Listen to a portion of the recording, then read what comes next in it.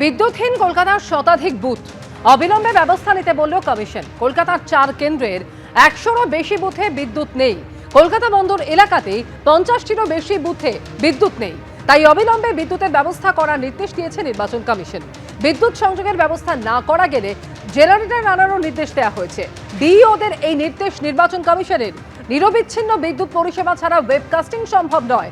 ভোটের দিন বুথের জানলা ও অতিরিক্ত দরজা বন্ধ থাকবে, আর অন্ধকার থাকলে ভোট গ্রহণে সমস্যা হবে। তাই বিদ্যুৎ সংযোগের ব্যবস্থার নির্দেশ নির্বাচন কমিশনের।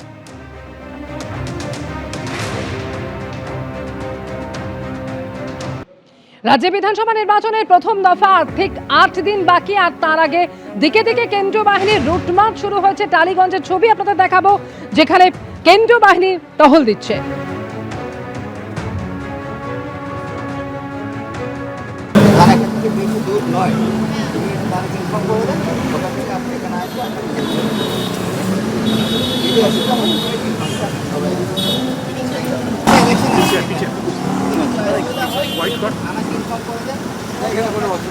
এখানে কোনো আমাদের টালিগঞ্জ ছাড়া চিন্তাবাদ, আমাদের মালাদি চিন্তাবাদ, আর কোনো কিছু। ভোটের মুখে কলকাতায় এবার গাড়ি ভর্তি টাকা ভর্তি গাড়ির হদিশ মিলল। দু জায়গা থেকে টাকা ভর্তি গাড়ির হদিশ পাওয়া গিয়েছে, যেখানে শেক্সপিয়ার সরণি আর অন্যদিকে বটতলায় নাকা চেকিং চলছিল, যেখানে গাড়িতে উদ্ধার হয়েছে বান্ডেল বান্ডেল নোট। এবং যেটা জানা যাচ্ছে, এই বান্ডেল বান্ডেল নোটে প্রায় 12.5 লক্ষ টাকা সহ একজনকে আটক করা হয়েছে। বটতলায় গাড়ি থেকে উদ্ধার হয়েছে 9 লক্ষ টাকা। টেলিফোনে রয়েছেন আমাদের সঙ্গে প্রতিনিধি পার্থপ্রতিম ঘোষ।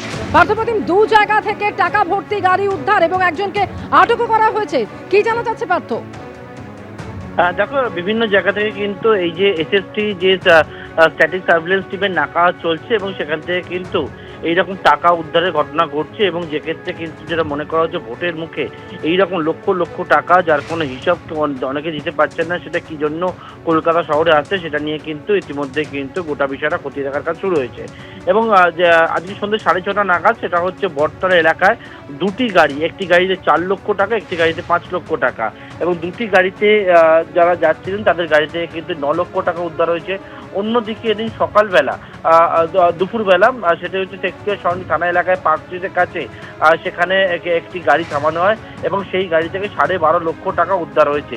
এর পাশাপাশি কিন্তু আরও বিভিন্ন যে জায়গা রয়েছে সেই জায়গা থেকেও এই টাকা উদ্ধারের ঘটনা সেটা কিন্তু ঘটেছে। এবং ইতিমধ্যে কিন্তু যে বিষয়টা জানা যাচ্ছে পুলিশ সূত্র মারফত, সেটি হচ্ছে শহরের বিভিন্ন যে প্রান্ত রয়েছে সেই প্রান্তে কিন্তু ইতিমধ্যে যে তল্লাশি অভিযান, সেই তল্লাশি অভিযান চলছে এবং সেখান থেকেই যে স্ট্যাটিক নাকা পয়েন্টগুলো রয়েছে সেখান থেকে কিন্তু এইরকম লক্ষ লক্ষ টাকা, সেই টাকা উদ্ধার হচ্ছে, বাজেয়াপ্ত হচ্ছে, এবং একাধিকের বিরুদ্ধে আইনগত যে পদক্ষেপ সেই পদক্ষেপও গ্রহণ করা হচ্ছে পুলিশের তরফ থেকে।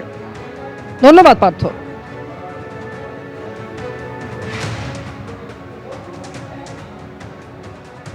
এবিপি আনন্দ এগিয়ে থাকে, এগিয়ে রাখে।